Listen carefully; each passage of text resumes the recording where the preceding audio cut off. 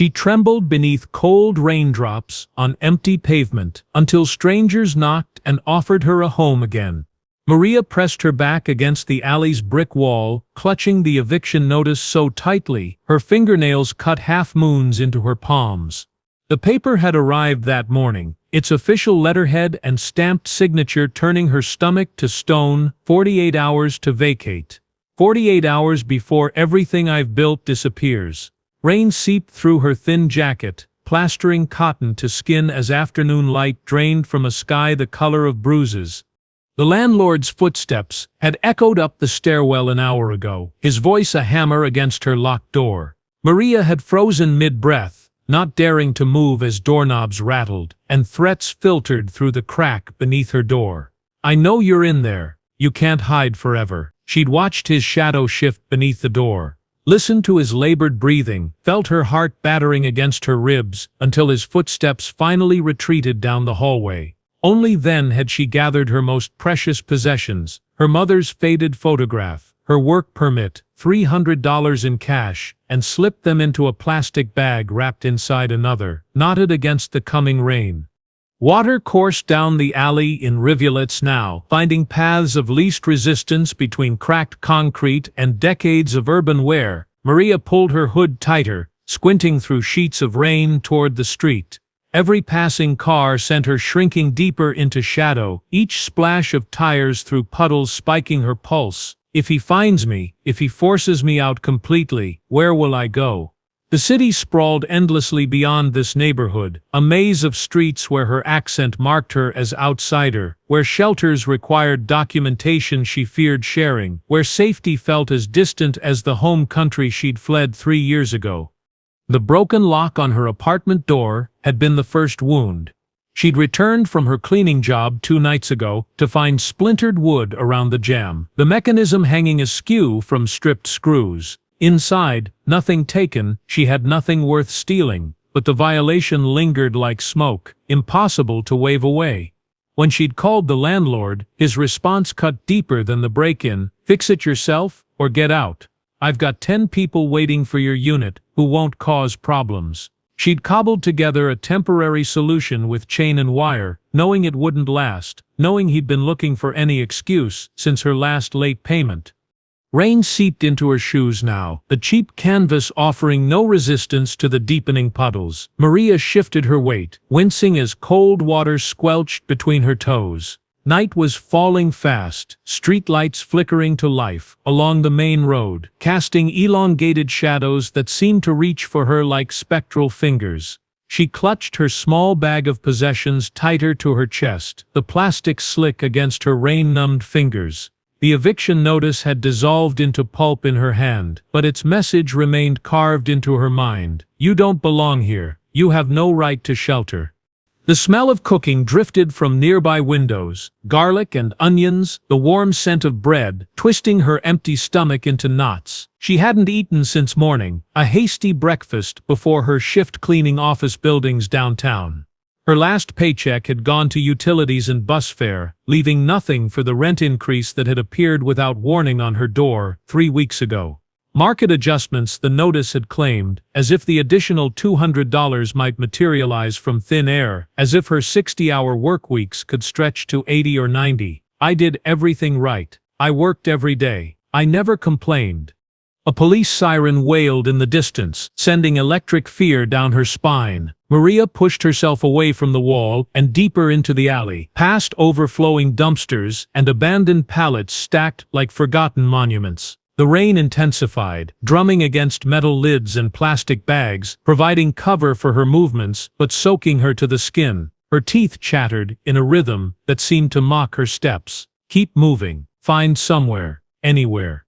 The alley dead-ended at a chain-link fence topped with curls of rusted barbed wire. Beyond it lay a construction site, skeletal and vacant in the growing darkness. Maria slumped against the fence, exhaustion finally outweighing fear as her legs trembled beneath her. 20 hours awake, 10 spent cleaning, 8 spent hiding, the remainder spent calculating impossible mathematics of survival. She slid down until concrete met bone, her body folding into itself like damaged origami. The narrow space between a dumpster and the fence offered minimal shelter, but enough to break the direct assault of the rain.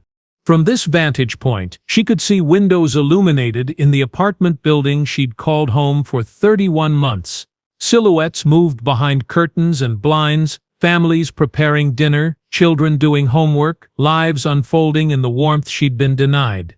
Maria pulled her knees to her chest, creating a small pocket of body heat in the freezing alley. They don't see me. No one sees me. The thought settled like ice in her stomach as darkness completed its conquest of the sky. Her world contracted to the sliver of space behind a dumpster, the rough brick at her back, and the relentless percussion of rain. She might have dozed, might have briefly slipped beneath consciousness's surface, when a sharp sound snapped her back to full alertness. Metal against metal, the distinct scrape of a dumpster lid being lifted. Maria pressed herself smaller, willing her body to dissolve into shadow as footsteps splashed through puddles toward her hiding place. A flashlight beam cut through the darkness, sweeping the ground in expanding arcs. She held her breath as the light inched closer, reflecting off raindrops like scattered diamonds. The beam found her shoes first, then traveled upward until it illuminated her face, freezing her in its artificial day like a creature caught between worlds, neither safe nor gone, neither hidden nor found. The flashlight wavered, then steadied on Maria's face. "Hello?" A woman's voice, uncertain but not unkind. "Are you hurt?" Maria blinked against the light, raising one hand to shield her eyes, while the other clutched her plastic bag of possessions tighter. The woman lowered her beam slightly, revealing herself as a figure in a raincoat, hair plastered to her skull, water dripping from her chin. Not the landlord, not police, just a neighbor taking out trash, finding instead a human pressed against chain link in the storm. "I'm sorry," Maria whispered, the words almost lost beneath rain striking metal. "I'll go." Her legs refused to cooperate as she attempted to stand, muscles seized from hours of immobility in the cold. The woman stepped closer, her flashlight illuminating the soaked cardboard beneath Maria, the trembling blue of her lips, the eviction notice fragments still clutched in one fist. Recognition dawned in the woman's eyes, not of Maria's face but of her situation, the universal posture of displacement. "You live in the building," the woman said, not a question but a realization. "Third floor? I've seen you leaving for work." She glanced toward the fence, the dead end, the absence of options. "You can't stay here, you'll get sick." Maria pressed herself harder against the fence, mistaking concern for threat, until the woman crouched down, bringing herself to eye level. "I'm Sonia, 2B. My kids are asleep, but I have coffee. Hot water, at least." She extended a hand into the space between them, palm up, an offering without demand. She could be tricking me. She could call him. She could make everything worse. The thoughts raced through Maria's mind, but beneath them pulsed a deeper truth. Staying meant certain illness, perhaps worse. The rain had penetrated every layer she wore, and night temperatures would continue falling. Her fingers, when she looked down at them, had turned a bloodless white around the knuckles. "The landlord," she managed, teeth chattering between words. "He's looking for me." Sonia's face hardened momentarily, a recognition passing across her features. "Martinez? Yeah, we've all had problems with him." She kept her hand extended, steady in the space between them. "He won't look in my apartment. Come on, just to warm up. Then we'll figure something out." The simple verb "will" hung in the air between them, a conjunction Maria hadn't heard directed toward herself in months. We, not alone, we. The journey from alley to building took only minutes, but felt like crossing borders. Maria hunched beneath Sonia's umbrella, scanning shadows for the landlord's silhouette, flinching at every sound. They entered through the service door, avoiding the main lobby with its security cameras. The service stairs smelled of garbage and cleaning chemicals, but led them undetected to Sonia's second-floor apartment. Inside, warmth enveloped Maria like an embrace, drawing attention to just how cold she'd become. Her clothes dripped onto linoleum, forming puddles that reflected overhead lights in wobbling circles.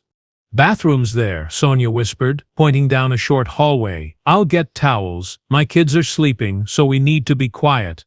The apartment was small but ordered, toys confined to a corner, dishes stacked neatly by the sink, a calendar on the refrigerator, marked with colored dots and reminders. Maria stood frozen, afraid to contaminate this ordered life with her chaos, until Sonia returned with a stack of towels and clean clothes. "Change," she instructed gently. "I'll make tea." In the bathroom's harsh fluorescence, Maria confronted her reflection, hair plastered to her skull, eyes hollow with exhaustion, skin pale except where cold had burned her cheeks raw. She peeled away layers of wet clothing, each removal revealing goosebumps racing across skin turned strange by cold. Sonia's borrowed clothes, sweatpants and a thermal shirt, hung loose on her frame, emphasizing how much weight worry had stripped from her body in recent months. "I look like someone else. Someone who needs saving." Steam rose from ceramic mugs on the kitchen table when Maria emerged. Sonia gestured to a chair and placed a mug before her without comment. The first sip burned Maria's numb lips, but she welcomed the pain as evidence of returning sensation. "Thank you," she managed, the inadequacy of the words burning worse than the tea. Sonia nodded, watching her with the careful attention of someone assessing damage. "The lock on your door," Sonia said after a long silence. "That's why you're hiding? Or is it the rent?" Maria's hands tightened around the mug, the ceramic's heat, painful against her still cold fingers. The story spilled from her in fragments: the broken lock, the eviction notice, the impossible increase, the threats that morning. With each detail, Sonia's expression shifted from concern to something harder, more resolute. When Maria finished, Sonia reached for her phone. "Who are you calling?" Maria asked, panic rising again. "Police? Shelters? Immigration?" "My brother," Sonia replied, already dialing. "He knows about locks, and Mrs. Diaz upstairs. She's been organizing against Martinez's increases." She held the phone to her ear, eyes never leaving Maria's face. "You're not the first he's tried to push out this way, but maybe you'll be the last." The phone connected, and Sonia began speaking rapid Spanish, too fast for Maria's limited English to follow completely, but she caught phrases: emergencia, nuestra vecina, injusticia, emergency, our neighbor, injustice.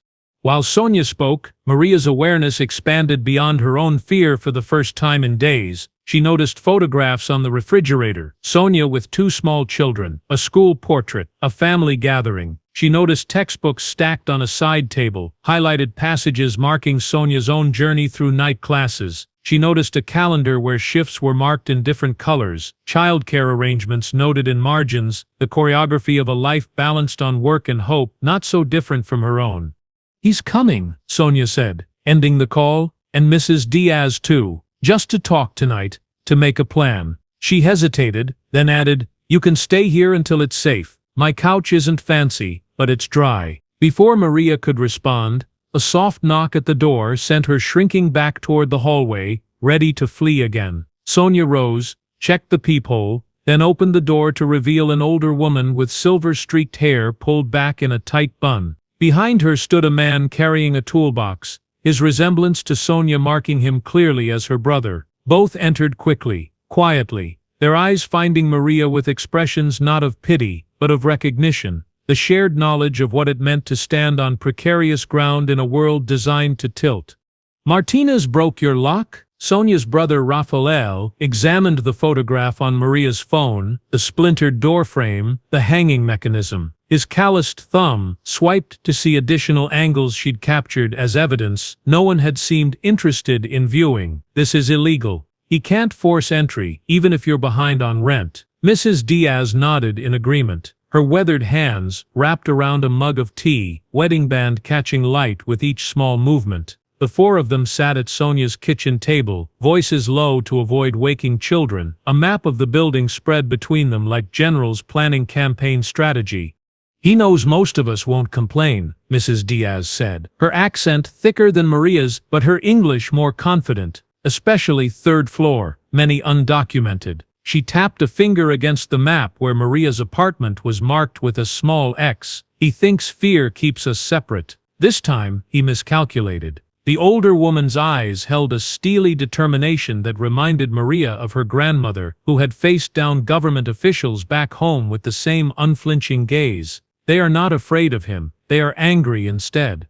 Raphael consulted his phone, scrolling through what appeared to be legal information. The rent increase alone, 30%, with less than 30 days' notice, violates city ordinance. And this, he gestured to the photo of the broken lock, is criminal. Destruction of property, invasion of privacy. He looked up at Maria. We need to document everything. How much was your rent before? Do you have receipts? Maria's shoulders tensed at the questions, at the implications of record-keeping and officials. Papers. They always want papers. Sonia must have noticed her discomfort because she placed a gentle hand on Maria's arm.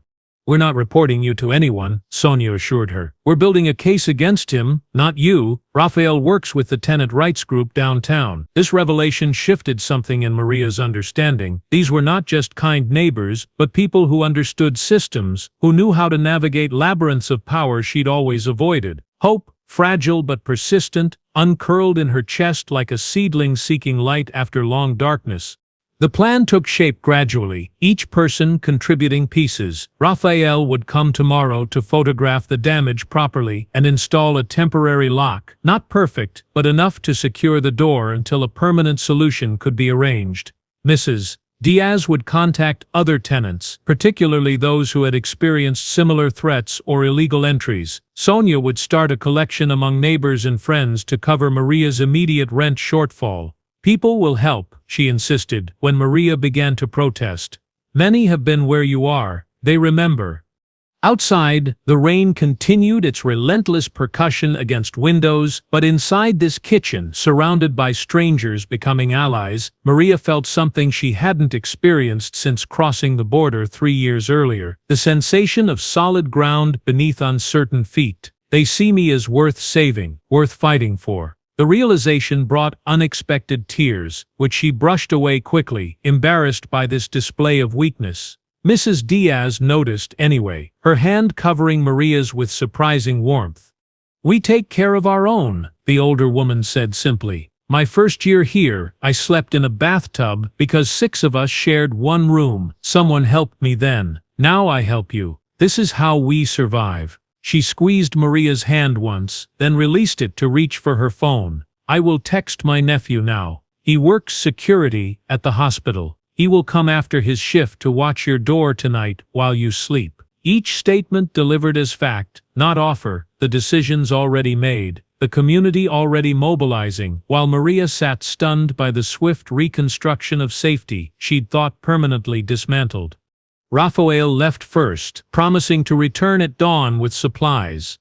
Mrs. Diaz departed shortly after, her phone already buzzing with responses to messages she'd sent while they talked. Sonia prepared the couch with blankets and a pillow, movements efficient but gentle. Try to rest, she advised, plugging in a small lamp that cast soft gold across unfamiliar cushions. Tomorrow will be busy. When Sonia retreated to her own room, Maria sat motionless in the quiet apartment, listening to rain and distant traffic and the unfamiliar creaks of a building settling around her. I am inside again. Warm again. Seen again. Sleep came in fragments, consciousness surfacing between dreams of rain and dark alleys, and hands reaching to pull her from depths. Maria woke fully to early light filtering through unfamiliar curtains and the muffled sounds of children being quietly readied for school. She folded blankets with hospital corners, a habit from her own childhood, before Sonia emerged with a young girl balanced on one hip and a boy trailing sleepily behind. We'll be back after drop-off, Sonia explained, handing Maria a spare key. Raphael is coming at 8. There's coffee and bread in the kitchen. The casual trust of the key, the inclusion in morning rhythms, these small normalcies threatened to unravel Maria's careful composure more than any crisis. Alone in Sonia's apartment, Maria allowed herself 10 minutes to feel the full weight of gratitude and fear and hope, emotions tangled like roots beneath soil. Then she washed her face, made the coffee Sonia had mentioned, and began sorting through her small bag of possessions, organizing what remained of her documented life, her work permit, her pay stubs, her rental agreement, now violated, but still evidence of her right to occupy space. When knocking came precisely at 8, she approached the door with caution still governing her movements, checking the peephole to confirm Raphael's presence before unlocking the deadbolt. He arrived with not just tools, but 3 other men, each carrying supplies: lumber for reinforcing the doorframe, a new lock mechanism, a chain for additional security. Mrs. Diaz sent a message to everyone in the building last night, Raphael explained, setting down his toolbox. These are your neighbors from the first floor. They want to help. The men nodded to Maria, introducing themselves with names that blurred together in her overwhelmed state. One handed her an envelope, which she accepted with confusion, until she looked inside to find cash, 10s and 20s, and even some singles, folded and gathered and delivered without ceremony. The rent, he explained simply. We all put in what we could. Mrs. Diaz is still collecting more. Maria stared at the money in her hands, $270 already, according to the note paper clipped to the bills. Not the full amount needed, but more than she'd believed possible 12 hours earlier. Beyond its monetary value lay its true significance, tangible proof that she existed in the minds of others, that her presence mattered enough for strangers to reach into their own limited resources. Her fingers trembled as she carefully resealed the envelope, unable to form words adequate for this moment. Around her, the men were already discussing the best approach to her door, their voices a current of purpose and certainty, carrying her toward a shore she'd thought permanently lost, when the first raindrops had fallen yesterday afternoon. The hallway outside Maria's apartment looked different in daylight, less threatening, more worn. Scuffs marked the walls where furniture had scraped during moves, and a water stain spread across one ceiling corner like a tea-colored map of unknown territories. Raphael knelt before her door, examining the splintered wood where the lock had been forced. We'll need to replace part of the frame, he concluded, running fingers along jagged edges, but we can make it stronger than before. The other men nodded, already unpacking tools and measuring lengths of lumber with practiced efficiency. Maria stood to one side, watching strangers repair the barrier between her private world and public vulnerability. Their movements held the rhythm of experience. These were men who built and fixed things daily, whose hands knew the language of reconstruction. One noticed her watching and offered a small smile. My sister, he explained in careful English. Last year, same problem. Different building, same landlord. Martinez owns 6 properties in this neighborhood. Always the same tricks. He shook his head, returning to the task of sanding rough edges from a piece of wood. Not this time. Neighbors appeared throughout the morning, moving past the work crew with curious glances that turned to understanding when they saw Maria. Some simply nodded. Others pressed bills into her hand or whispered encouragement. A teenage girl arrived with a plate of cookies still warm from baking class. An elderly man brought coffee in a thermos for the workers. Mrs. Diaz returned with more donations and a folder of tenant rights information printed in both English and Spanish. Document everything, she instructed, pointing to specific sections. Take pictures of your apartment now, in case he tries to claim damages later. The kindness arrived in waves, overwhelming in its constancy. Maria struggled to accept each offering without dissolving into the tears that pressed constantly behind her eyes. I don't deserve this much help. The thought surfaced repeatedly, only to be countered by the matter-of-fact responses of those around her. We all need help sometimes, Sonia said, when she returned from dropping off her children. Next month it could be any of us. The simple truth of this statement, the recognition of shared precarity beneath their different circumstances, allowed Maria to accept without the crushing weight of debt that usually accompanied assistance. By mid-afternoon, the physical transformation was remarkable. Raphael and his friends had reinforced the doorframe with additional wood, installed a new deadbolt mechanism that gleamed against the scarred door, and added a sliding chain for extra security. One man had even repaired the loose hinge that had caused the door to drag for months. Try it, Raphael encouraged, stepping back to allow Maria access to the new lock. The key slid in smoothly, turning with a solid click that resonated with certainty. The bolt engaged with precision, the mechanism secure in ways the original had never been. Inside her apartment, more changes awaited. While the men had worked on the door, Sonia and several other women had cleaned, not intrusively, but with the gentle touch of those who understood the importance of maintaining dignity alongside assistance. Fresh sheets covered her narrow bed. Her few dishes stood washed and stacked on the drain board. A small vase of bodega flowers brightened her single window. Most surprisingly, her refrigerator contained food she hadn't purchased, basic staples of milk and eggs, vegetables and bread, enough to ensure she wouldn't face hunger alongside her other challenges. "The rent money," Mrs. Diaz announced as the group gathered in Maria's small living space, voices echoing in the nearly empty room. "We have collected $540. She handed Maria an envelope significantly thicker than the one she'd received that morning. "It covers the original rent, not his illegal increase. Raphael's friend at Legal Aid says you don't have to pay the extra amount. They will send a letter tomorrow explaining the violation." The older woman's expression dared anyone, landlord or official, to challenge this assertion. Maria accepted the envelope with hands that no longer trembled. The weight of the money represented more than financial rescue. It embodied a community's declaration that she belonged within its protective boundaries. "I don't know how to thank you," she began, words inadequate against the enormity of what had transpired in 24 hours, from rain-soaked hiding to standing in her own apartment, surrounded by defenders. Mrs. Diaz waved away her thanks with practiced dismissal. "Thank us by staying," the older woman said simply, "by being here when someone else needs help, by remembering that none of us survives alone." Around the room, heads nodded in agreement. This was not charity, but mutual aid, not rescue but resistance. The distinction mattered in ways Maria was only beginning to understand, transforming her from recipient to participant in a system of community care that had existed long before her arrival and would continue beyond this moment of crisis. As afternoon shadows lengthened across her floor, people began to depart. First the men who had rebuilt her door, then the neighbors who had contributed funds, finally, Sonia, with a promise to check in tomorrow. Mrs. Diaz was the last to leave, her parting words both warning and reassurance. "Martinez will be angry when he discovers his plan failed, but now he faces not just you, but all of us. Remember this." She pressed Maria's shoulder once, the touch conveying generations of women standing ground against those who would displace them, then departed with the quiet dignity that had marked her every action.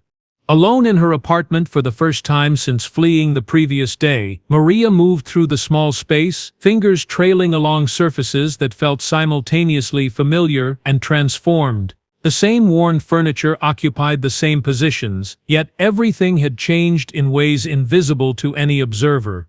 The air itself seemed different, no longer heavy with isolation but lighter, connected by unseen threads to apartments throughout the building where people now knew her name, her story, her right to remain. Night fell outside her window, bringing with it the same rain that had driven her into hiding 24 hours earlier. Maria listened to drops strike glass with none of yesterday's terror. The sound transformed from threat to ambient backdrop. She prepared a simple meal from the groceries left by neighbors, each bite a reminder of hands that had reached toward rather than away from her need. Afterward, she washed her single plate and cup, ordinary actions made sacred by the knowledge they could have been lost. The final test came at bedtime, when darkness filled corners and imagination typically conjured worst outcomes. Maria moved to her door, checking the new lock and chain with methodical attention. The deadbolt engaged with that same satisfying click, the mechanism solid beneath her fingers. The chain slid into place with a whisper of metal against metal. She tested the doorknob, feeling the resistance of security holding firm against pressure. Beyond this barrier lay hallways and stairwells, apartments filled with people who had declared her one of their own, a building transformed from mere shelter to community. Maria pressed her palm flat against the door's surface, feeling the echo of hands that had rebuilt it, and whispered words meant for herself alone. "I am home."